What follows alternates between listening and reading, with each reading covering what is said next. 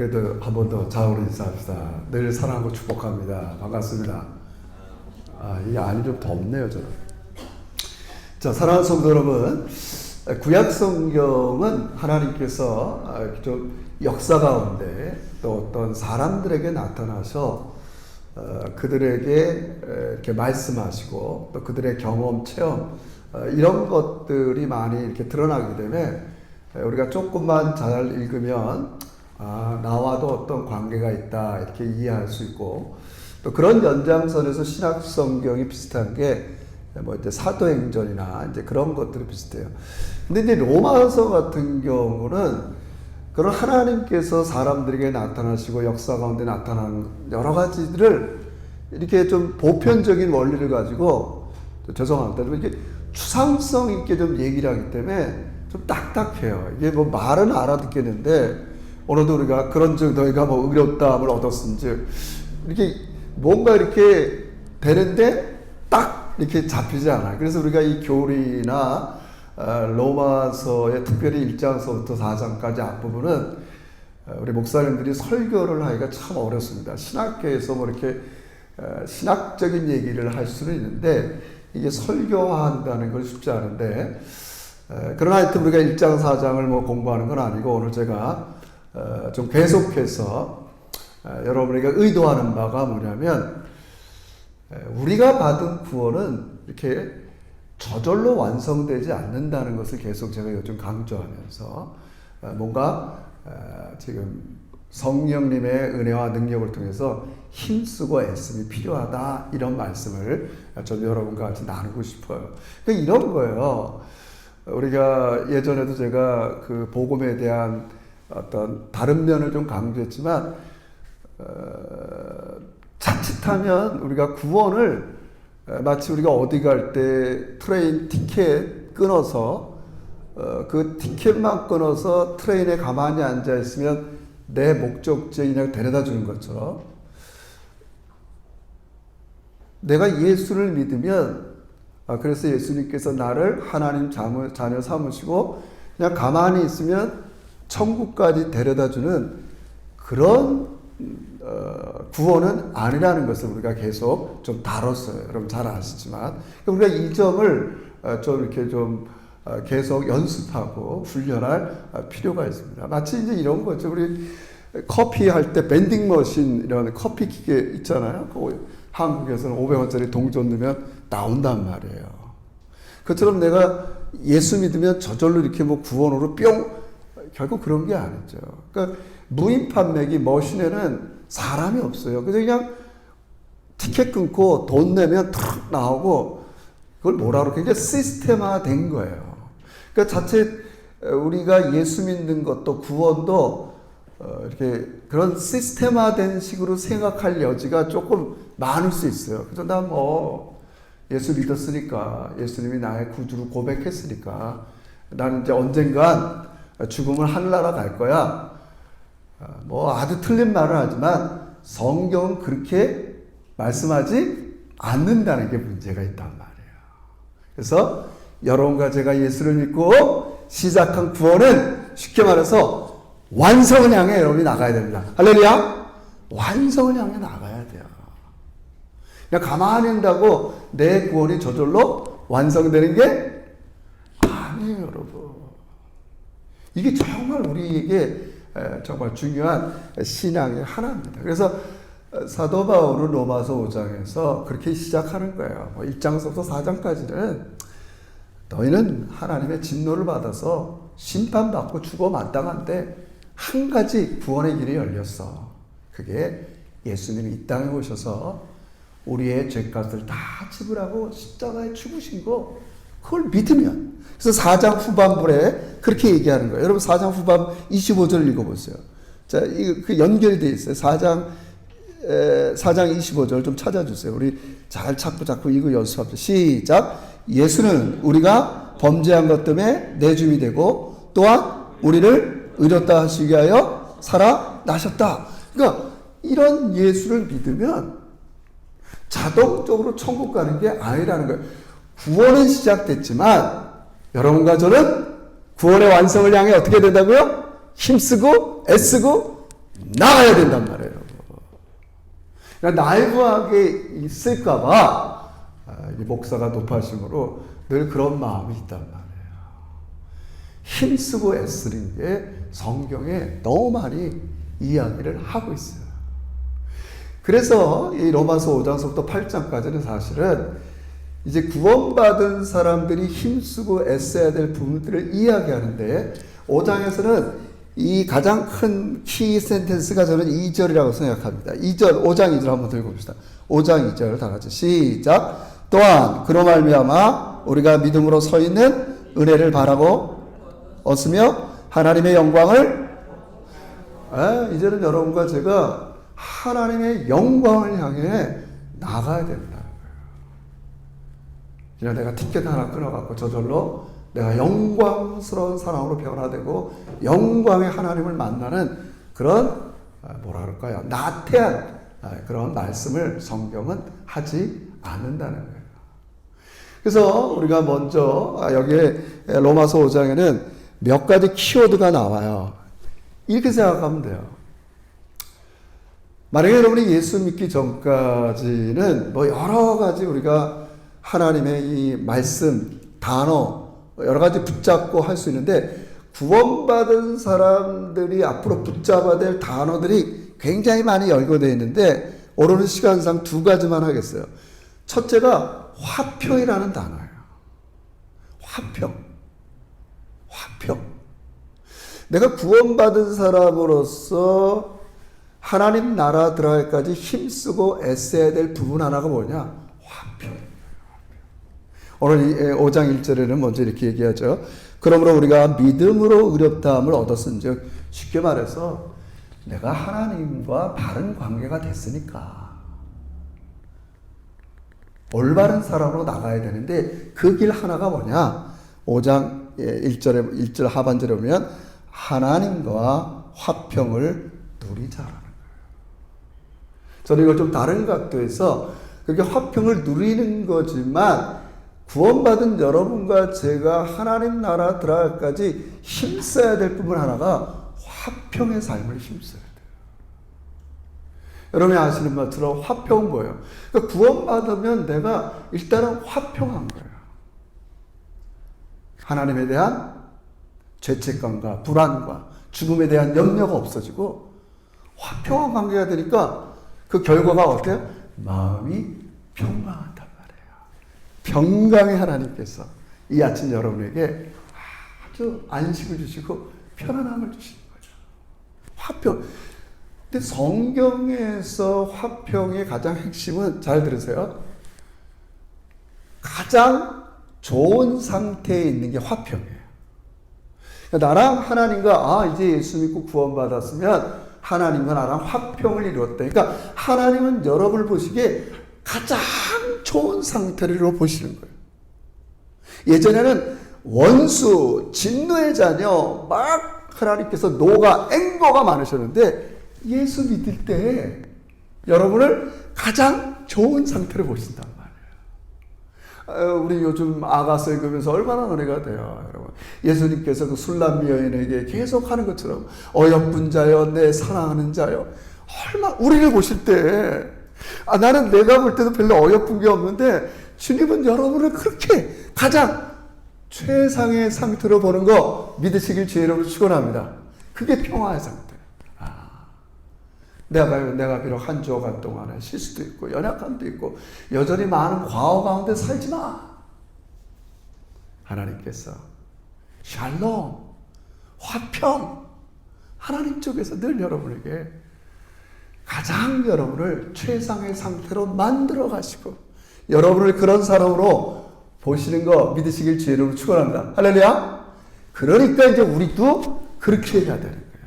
그러니까 화평, 샬롬은 하나님과 여기서는 뭐 시간상 이렇게밖에 바울이 안 썼지만 화평을 누린다는 것은 그런 구원이라는 것은 내가 하나님과 최상의 상태가 되는 게 물론이죠.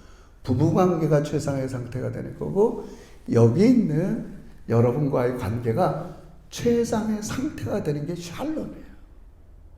제 말은 그런 관계가 이제 조금 시작됐으니까 성숙한 관계로 나가길 주의를 축원합니다. 할렐루야. 계속 그렇게 힘써야 된다. 내가 저 집사님과 우리 아내와 누구랑 계속 피스풀한 관계로 힘쓰고 애쓰는 게 여러분의 삶인 걸 믿으시길 주의로 축원합니다. 그냥 이루어지는 게 아니라는 거예요. 그냥 이루어지잖아요.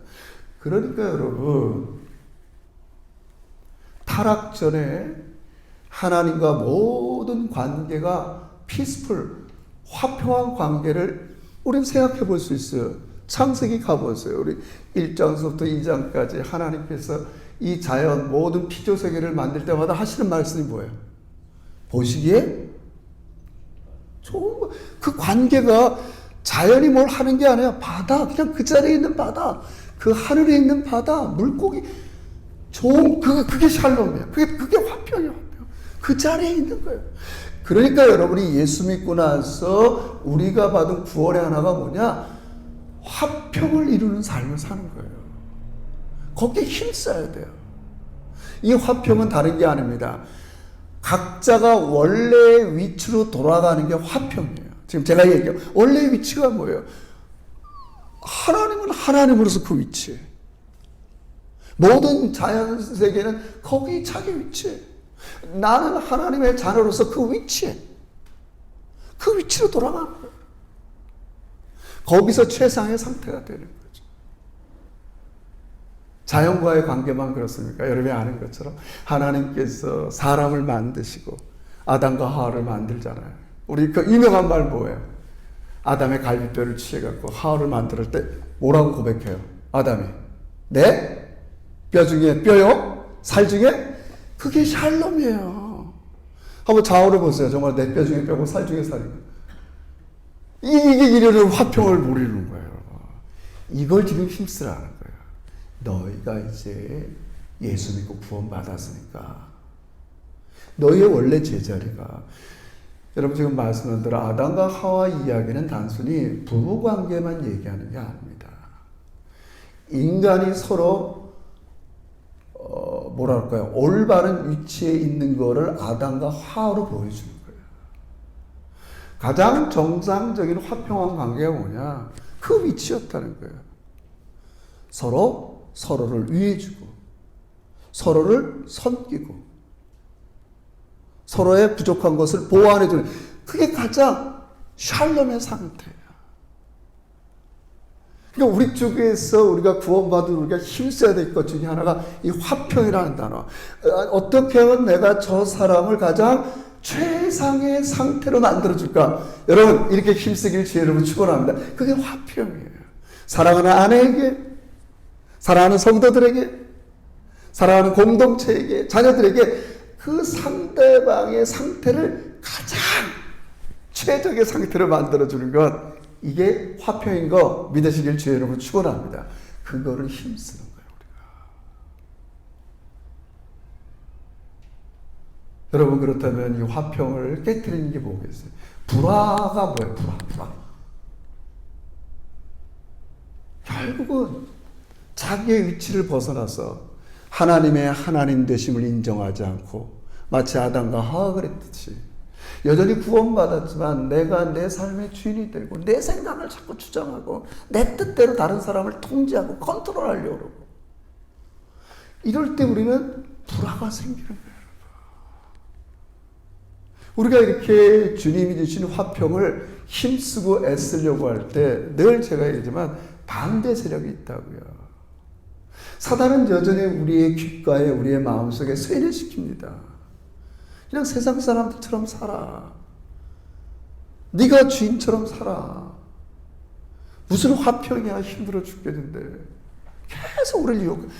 그래서 화평을 누리라. 이게 뭔가 누리는 엔조이도 있지만 뭔가 애쓰고 힘쓰라는 뉘앙스가 있는 거예요. 왜요? 화평은 저절로 오는 게 아니기 때문에 그래요. 저절로 오지 않습니다. 지금 제가 오늘 설교에 뭘 강조하는 거예요? 구원받은 자로서고 하나님 나라 들어갈까지 여러분과 제가 힘써야 될 부분이 있단 말이에요. 우리 제자교회가 평화로웠으면 좋겠다. 저절로 오질 않아요. 사탄은 늘 공동체 안에 누가 크냐, 시기와 질투와 뭐 이런 것들을 계속 우리 안에 쇠뇌시키고 심어주면서 공동체의 화평을 깨뜨리게 하죠. 그러니까 우리 거기에 대항해서 내 위치가 어딘가, 하나님이 주인 되시고 여러분과 저는 형제 자매로서 서로를 위하라고, 그게 최적의 상태예요. 서로가 자기 위치로 돌아가는 거예요. 뭐 오늘 복잡해서 얘기는 못하지만 자연도 마찬가지죠. 그래서 로마서 8장 가면 구원을 얘기하면서 그렇게 피조물을 건드리는 거예요. 그냥 창세 때 있었던 자연 모습 그대로 내버려 두라고 자꾸 오염시키고 너희가 만지고 막, 그래서 이 피조물들이 다 탄식하지 않냐, 그 얘기를 하는 겁니다, 여러분. 우리는 힘써야 됩니다.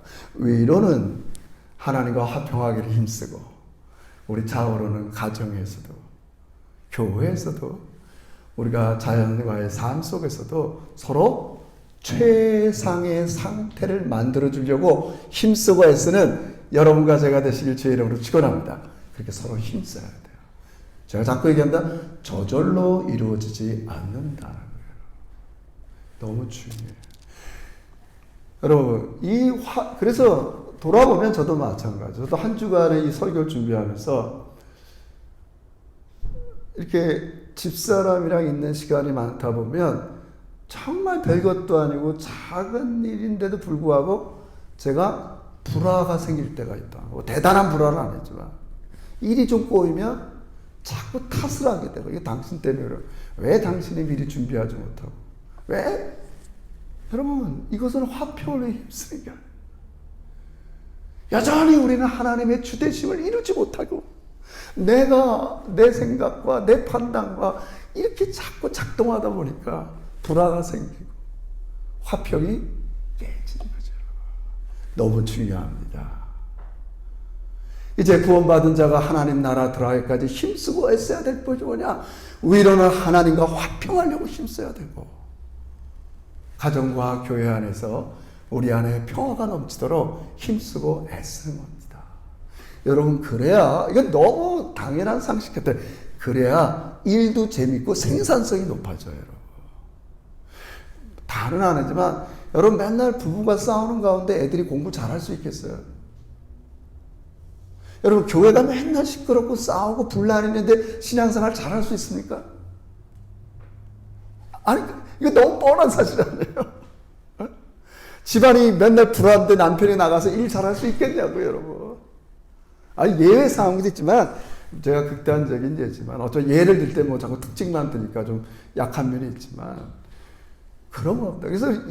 그래서 우리가 구원받은 사람으로서의 하늘나라 들어가기까지의 이 어떤 가치 중에 하나가 화평하기를 힘써야 돼요. 저도 돌아보면 그래요. 야, 이게 뭐, 늘 마음이 불안하고 적대감이 있고 화가 있는데 일이 되겠냐고요, 여러분.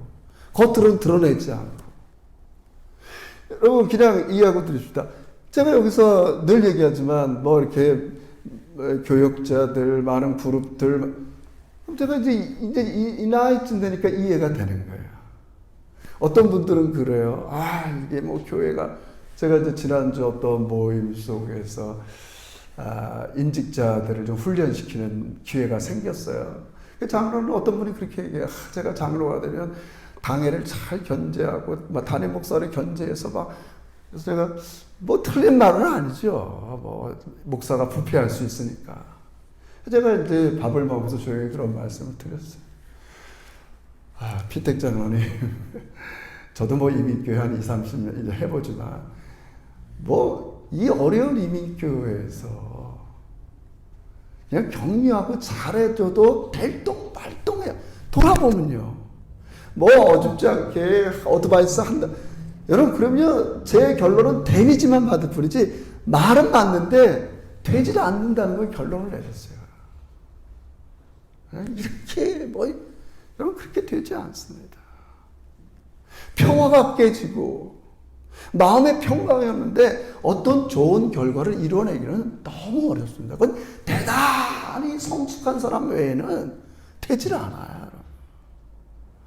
여러분, 우리가 누구가 이렇게 인간관계에서 밥을 먹자 그럴 때 제일 피스풀한 상태 여러분 언제인 것 같아요? 나는 우리 집사람이랑 먹을 때가 제일 편해요. 왜 그러냐? 우리 사람은 나에 대해서 어떤 의도와 목적이 없어요. 그냥 밥 먹는 거야. 이해하시겠어요? 그냥 둘이 밥 먹으니까 먹을 데 없으니까요. 예?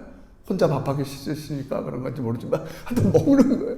그러나 자꾸 이번 조건 이거 끝나고 나한테 무슨 말 할까 이러면요 밥이 지금 막 먹혀 들어가 안 들어가? 이게 안 되는 거예요, 여러분.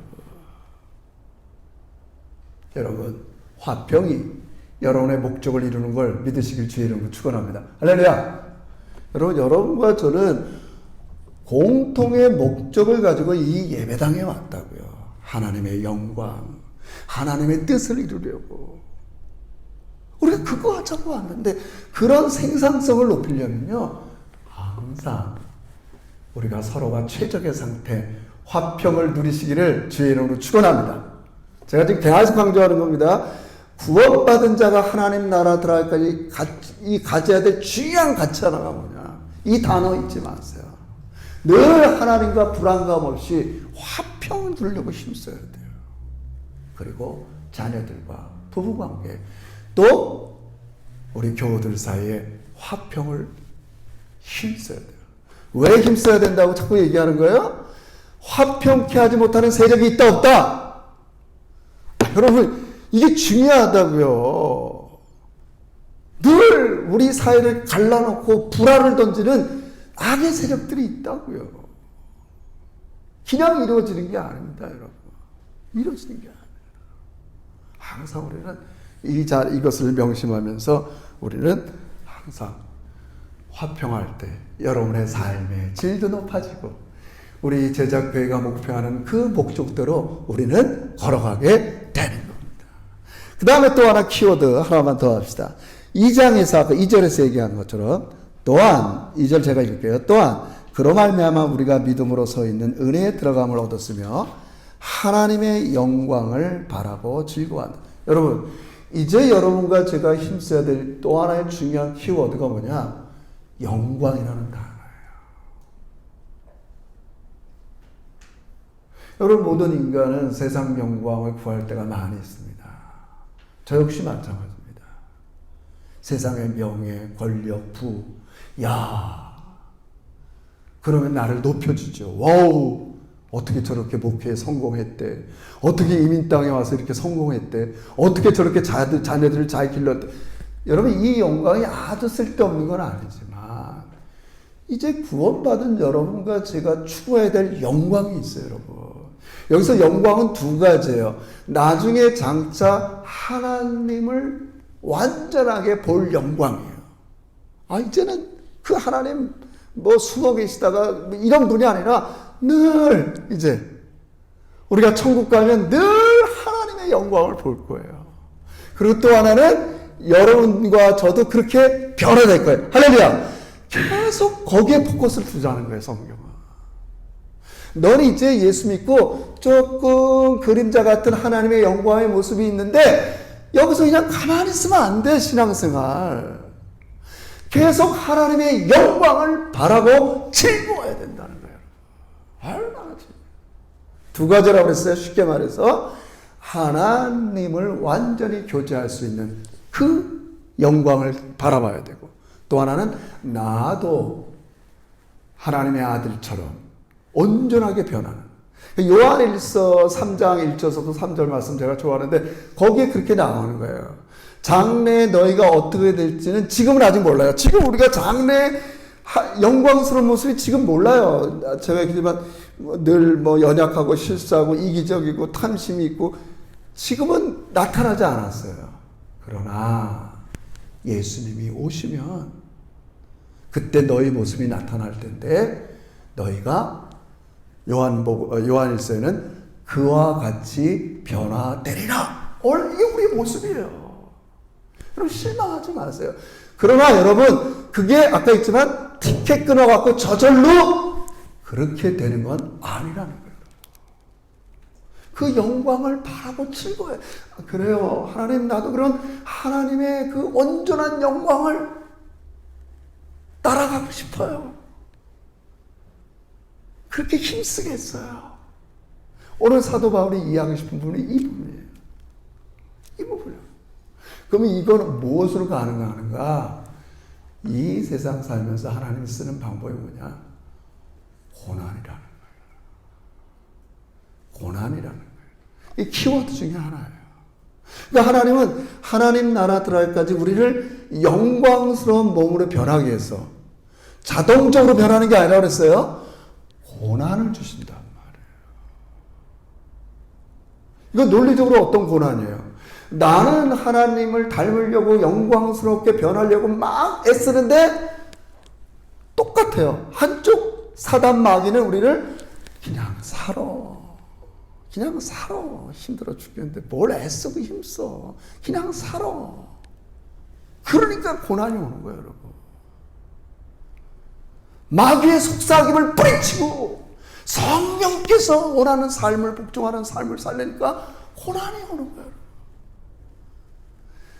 그래서 바울이 그게 뭐 제 해석일 수 있지만 그리스도인의 즐거움이라는 거예요.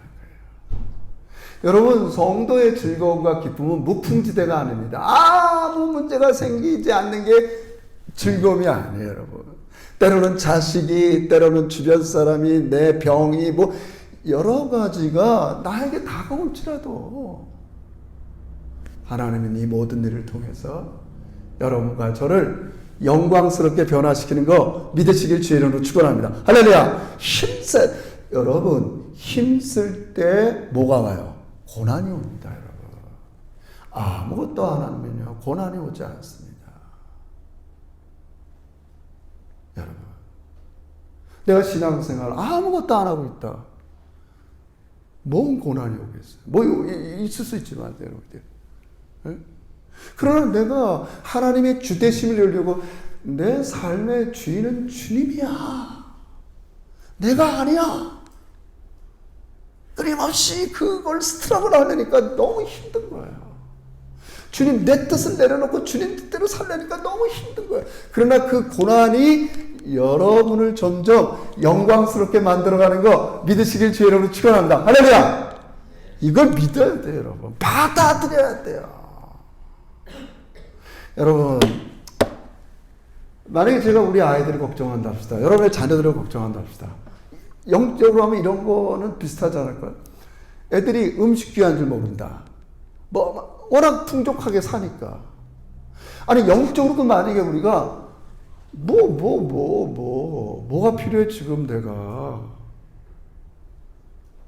정말 하나님이 주신 이 구원을 우리가 힘쓰고 애써야 되는데 너무 나이브하게 가만히 있어서는 성경의 가르침과 어긋난다는 거예요. 여러분, 좀 딱딱한 말씀이지만 진심입니다. 거듭 말씀드리지만 우린 자동적으로 영광스럽게 변하는 게 아닙니다. 물론 하나님이 하십니다. 절대 뭐 내가 노력한다고 하는 건 아닙니다. 그러니까 하나님이 하시니까 나 가만히 있겠다. 이건 더 아닙니다, 여러분. 더 아닙니다. 계속해서 성경은 이 부분을 너무 많이 다루고 있다는 거예요. 왜 그래요? 여전히 현실의 삶 속에는 이 세상 악의 세력, 내 안에 있는 죄의 성품이 나로 하여금 영광스럽게 변화되는 걸 너무 싫어해요. 우리도 어떤 면에서 이미 그렇게 너무너무 익숙해져 있어요. 그래서 저는 이 시간 여러분에게 제안합니다. 한꺼번에 너무 많은 걸 하려고 하지 마시고요. 제가 오늘 찬송했잖아요. 한 걸음씩. 한 걸음씩. 제가 저 자신한테 실망할 때가 뭐예요? 목사니까 너무 이상적인 목표를 많이 세우는 거예요. 이룰 수도 없는 목표를 세우면서, 물론, 근데 결국은 되지 않으니까 나한테 실망하고, 내가 이것밖에 못 되는가? 저는 그렇지 않습니다. 여러분이 이렇게 힘쓰고 애쓰는 신앙생활을 한다면 하나님은 거기서 여러분을 복되게 하시고요. 여러분에게 힘과 능력을 주실 거예요. 그러나 멈추지 마시고요. 한 걸음 한 걸음씩은요. 매일매일 더 힘쓰기를 주의 이름으로 축원합니다. 그냥 있으면 안 됩니다. 성경 한 장 읽던 분들은 2장 읽고, 기도 5분 했던 사람들은 10분 하고, 뭔가 평화를 위해 계속 힘쓰고 애쓰는 것을 하나님은 우리에게 약속하세요. 다시 말씀드립니다. 거기에는 고난이 따라요. 내가 하던 일을 멈춰야 돼요. 내가 원하는 삶을 내려놔야 돼요. 힘들죠. 그러나 그럴 때 거기에 즐거움이 있는 거 믿으시길 주의 이름으로 축원합니다. 그게 환난 중에도 즐거워하는 거예요. 즐겁다. 즐겁다. 내가 즐거워한다. 그래서 성경은 마지막 이 6절서부터 이 11절까지는 너희가 그렇게 할 수 있도록 성령 하나님께서 옆에 계셔주겠다는 거예요. 할렐루야. 그래서 여러분 힘들고 어려울 때마다 성령 하나님께서 여러분에게 뭘 느끼고 체험하게 하느냐? 하나님의 사랑을 느끼고 체험하게 합니다. 우리 그거 읽고 마무리해 봅시다. 자, 우리 9절부터 읽어봅시다. 뭐 많이 있지만 시간상. 자, 9절 이거 중요합니다. 시작. 그러면 이제 우리가 그의 피로 말미암아 의롭다함을 받았으니 더욱 그로 말미암아, 여러분 이 문장 구조 좀 딱딱하지만 잘 이렇게 이해해야 되는 거예요. 보세요. 그러면 이제 여러분이, 우리 제자교회 성도 한 사람 한 사람이, 안성민이, 우리가, 여러분이에요. 그의 피로 말미암아 의롭다 하심을 받았으니, 과거예요. 과거. 여러분 수준이 이거라고 시작됐단 말이에요. 그러니까 이제 고난이 와도 더욱 그의 피로 말미암아 진노하심에서 구원을 어떻게 한다? 받을 것이니 미래를, 이게 중요한 건 말이에요. 이미 우리는 하나님의 이 구원을 받지만 어떤 고난이 와도 여러분은 하나님께서 구원하실 거란 말이에요. 뭘로? 사랑을 느끼게 해서. 고난을 이길 수 있는 건 사랑밖에 없어요. 내가 환경도 바꿔주고 뭐 문제도 해결해 주시지만 하나님이 사랑을 느끼게 해주는 거예요. 성령님께서. 그래서 한 절 더 읽어보자. 10절도 시작. 곧 우리가 원수 되었을 때 그의 아들의 죽으심을 알미암아 즉 화목된 자로서는, 그러니까 상반절까지는 지금이에요. 10절 곧 우리가 원수 되었을 때 그의 아들의 죽으심으로 말미암아 하나님과 화목하게 되었은즉, 여러분 이 수준에 왔단 말이에요. 현재. 그러면서 힘쓰고 애쓰다가 고난을 받아서 힘들고 어려울 때 뭐라 그러는 거예요? 더욱 그의 살아나심으로 말미암아 구원을 어떻게 한다? 받을 것이다. 미래 시제로 얘기한단 말이에요. 이게 중요해요, 여러분. 더욱.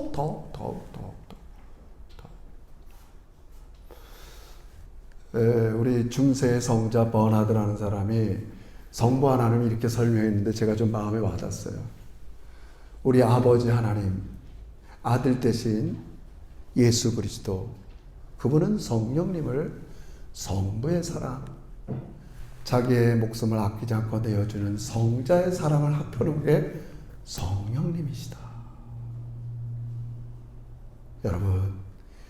여러분이 그리스도인이 되어서 하나님 나라 들어갈까지 화평을 이루려고 그러고 하나님의 영광 위해서 살려고 그러고, 또 여러분들이 그런 모습으로 변화되려고 애쓰고 힘쓸 때 옆에서 하나님의 사랑을 느끼고 깨닫게 하는 분이 성령 하나님이라. 여러분 기도하세요. 내가 주님 뜻대로 사는데 너무 힘들고 열매도 없고 피곤할 때 기도하셔서 위로의 성령께서 여러분에게, 야, 내가 네가 지금 이렇게 힘쓰고 애쓰는 걸 너무 기뻐한다. 네가 내 이 구원의 의도를 알아차리고 내가 값없이 은혜로 널 구원했지만 이제 더욱더 화평을 이루려고 힘쓰고 더욱더 하나님 영광을 위해서 힘쓰는 너를 하나님이 우리를 찾아오시는 거예요. 사랑한다. 내가 너의 지금 이 상태를 내가 사랑한다. 내가 너를 좋아하고 기뻐하고 이 평화가 넘치는 거예요. 여러분, 이게 우리 그리스도인의 즐거움인 걸 믿으시면서 여러분, 우리 제자교회가 다시 한번 조금 한 걸음씩 우리 다시 시작하겠습니다. 화평하게를 힘쓰고요, 나 자신의 변화에 힘쓰면서 정말의 하나님 만났을 때 여러분이 정말 하나님이 이루는 구원의 완성에 참여하시는 우리 제자들이 되시기를 주의 이름으로 축원합니다. 기도합시다. 하나님 고맙습니다. 이 아침에도 우리의 영혼의 아버지 되신 하나님께서 우리에게 보신 구원을 완성을 향해 나가는 우리 제자교회에게 성령의 하나님께서 하나님의 사랑으로 권고하시고 권면하시고 아버지께서 함께해 주셔서 아버지, 내일부터 시작되는 현실의 세계에 나가서 우리가 주의 뜻을 따라 주님의 주대심을 이루면서 살아갈 때 여러 가지 고난과 또 답답함과 어려움이 있지만 이 삶 자체를 즐기는 이 선순환이 일어나는 우리 제자들이 되게 해 주시옵소서. 예수님의 이름으로 기도합니다.